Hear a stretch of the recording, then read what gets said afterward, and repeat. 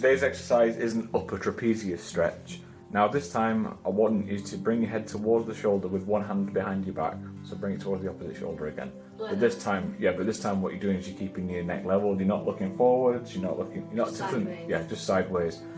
And then bring the opposite arm up over the head, and with a little bit of pressure, pull it away. And you should feel that in the big muscle at the top of the back. Yeah, so that's the trapezius. And then hold it for 30 seconds and repeat on the other side. These are stretches. It's not rocket science. No. It's easy fun doing it. Yeah, that's true.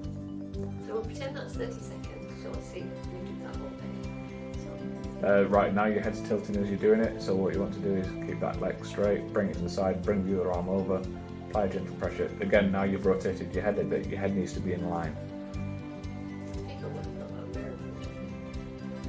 That's how I did it the other side. Again, we've pointed this out before. You've got an imbalance. I know, I'm just telling you. Yeah, and one of the reasons that your head is naturally rotating, like now it's tilting to face up towards the ceiling, which it shouldn't. Yeah. So with a lot of trial and error, as long as you feel it in the big muscle, the back of the neck, you're doing a good stretch on it. Yeah. Actually, now that's been 30 seconds. Normally I don't lose my words when I'm doing these, but one of the things that you'll notice with the way that Jeanette's doing it, is that because she's got that imbalance, her head naturally wants to tilt one way or the other. You've got to try and bring it level and stabilise it, otherwise you don't get as much out of it. But if you move your head upwards, you'll be stretching off the sternocleidomastoid more.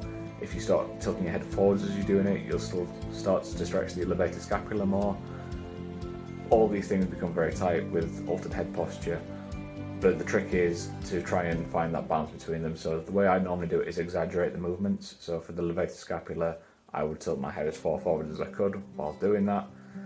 For the sternocleidomastoid, tilt my head up as far as I can while I'm doing that. And then for the upper trapezius in isolation, all I do is try and keep it as level as possible. Now, you're never going to keep it perfect. You're always going to hit one muscle group more than the other, but all of these are tightened anyway. So you're getting benefits